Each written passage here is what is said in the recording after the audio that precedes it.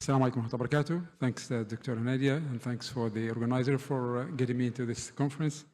Okay, my slides. So I'm going to take to a different perspective to this heart failure. I will probably focusing on sort of, rather than diagnosis and management, on strategy, and I'm just going to tell you a story.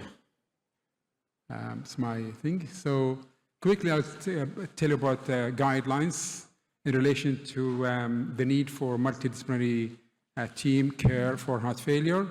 And then we'll tell you about our experience in Al Ain City, setting up this service, the ups and downs. So does guidelines support the need for multidisciplinary team care for heart failure? They certainly do. It's class 1 recommendation that each patient, every patient with heart failure should be looked after by a multidisciplinary team, not by a single person, in order to optimize their guideline therapy, to address any barrier to their care, to make sure they do not come back to hospital, to improve their quality of life, and to improve their survival. It's also class 1 recommendation that patients admitted with acute decompensated heart failure should have an individualized specific care package to him or her before discharge in order to help them go across this transition to risky period from admission to discharge, and they should be seen in the heart failure clinic quickly. So our city, Al Ain, is a city that has a very big catchment area of 1 million patients. A current hospital, STMC, has a capacity of up to nearly 600 patients.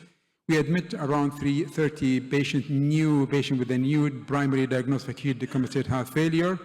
Our readmission rate has been high, up to 30% within 30 days.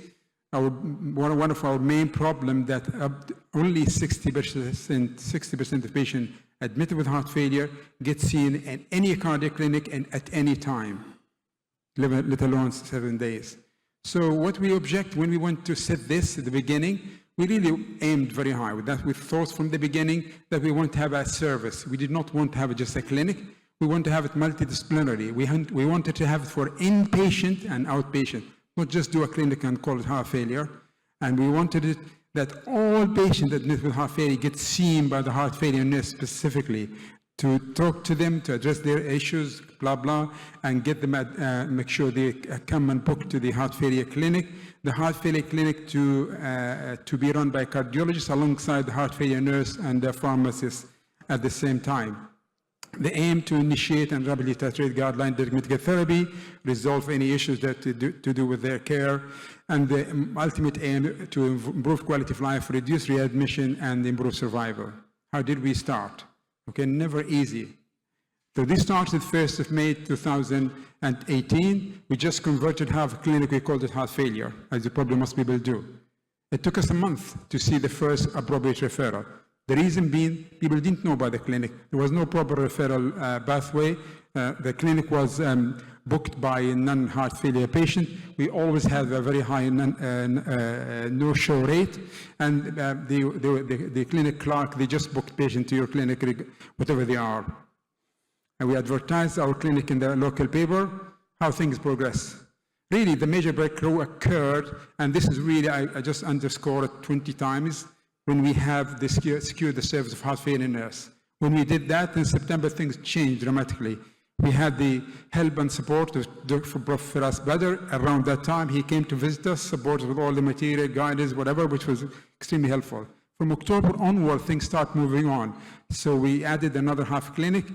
We had 2 clinical pharmacists. We recruited them. They were very interested. One was based inpatient, one outpatient. We became part of our team. We had a dietitian. We involved the representative of the cardiac rehab. And with that, we had our multidisciplinary team, which involved cardiologists, cardiac specialists, heart failure nurse, nurse manager, case manager, dietitian, rehab. And we start having fortnightly meetings to really look at every issue, including development of service. The job description of heart failure nurse, as I said at the beginning, that she has to identify all patients admitted overnight with heart failure, and to from medical record, from CCU, and go and visit them, talk to the family, address their issue, educate them, make sure they understand what heart failure, make sure they come for follow-up, If there is any concern about their management, she can address it to the primary team or the cardiologist. They follow up them with a phone call within 48 to 2 to 3 days, basically, follow up their labs. She organizes all our MDT meeting, agenda, minutes, and she attends any education activity locally or nationally. How our patients were referred to our heart failure clinic. All patients admitted with acute heart failure get booked to the clinic. All patients admitted with non-heart failure, but they do have LV dysfunction or heart failure, get booked to that clinic. We encourage referral from other specialty and the ambulatory healthcare service. At the beginning, we did a funny trick. We actually empower our echo technician that if they get any patient with ejection fraction less than 40%, with their agreement, they're not in the clinic, to book them in the clinic. We no longer need that now, but we did at the beginning with success. What else we did? Really, cost is an issue. We enrolled into the co-payment program, the access program. You probably know about it. We sent it for Novartis, but now actually it does empagliflozin, by the way, and encourage people to get on a card, Red Cross, etc. We had an infusion clinic next door to us, which used for biological therapy, IV antibiotic. We made a protocol, and we start using it very, very much so for IV carboxymaltose for iron deficiency, but also for IV furosemide to allow early discharge and prevent admission, with all protocolized, of course.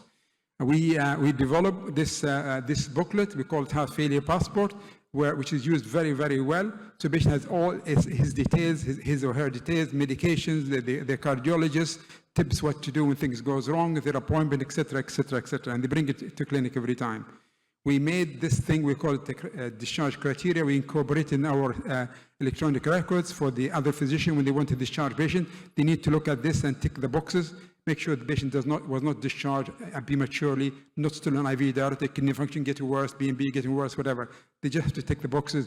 The idea is to prevent premature discharge and prevent readmissions. Did that have an impact in our service? The clinic itself did not have much impact, really, but the impact occurred after October, September, when the heart failure started, and the number of readmission decreased, and the number of referrals to the heart failure clinic jumped significantly. Challenges, we had challenges, of course. Cost of medication remains an issue. Transport from outside the city, always an issue. No access to palliative care, which is still an issue. But the major blow we had in 2020, when COVID came, as you know, affect the whole world, and our hospital became a COVID center. So the service collapsed down to zero. Did we stop? We did not. We moved to another hospital in Tawam and then STMC, and we came back. We came back even stronger. We have now, this is our current MDT heart team, all of them similar titles, cardiologists, everybody there. Did we stop there? We did not. Really, we made it easier for people to refer to the heart failure nurses through the electronic records by order set. The heart failure nurse have a speed dial, they can call her. We go around the world and educate medical staff about heart failure. And we encourage people to use any resources to help them. Currently, the heart failure nurse gets about 100 referrals per month to see. And we have 5 clinics that does heart failure, 2 cardiologists, and we see around 200 patients per month. And we achieved all the KPI without a problem. We did not stop there. We want to really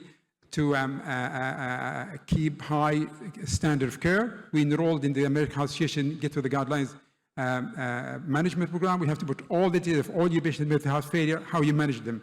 And 2025, we get the Silver Plus Award for that. Did we stop that? There we did not. We applied to be recognized as a heart failure service by the HA, which is very comprehensive details. I don't want to get into the details. And January this year, we achieved certification from the American Heart Association as the comprehensive heart failure service, first in the MENA region. Did we stop there? We did not. We continued to do the guidelines management data, and in May, we achieved the Golden Plus Award for that. So don't stop me, I'm going to finish this, the last slides. Okay, so there's no specific way to start heart failure service. It depends on your resources, your expertise. There's no size fits all. Aim high, start small, and keep going. All big success comes accumulation of small successes. Come to our this is the first heart failure conference in the Ain City, next weekend. Scan the barcode, you have to come. Major event, please don't miss it. I'm done, 10 minutes.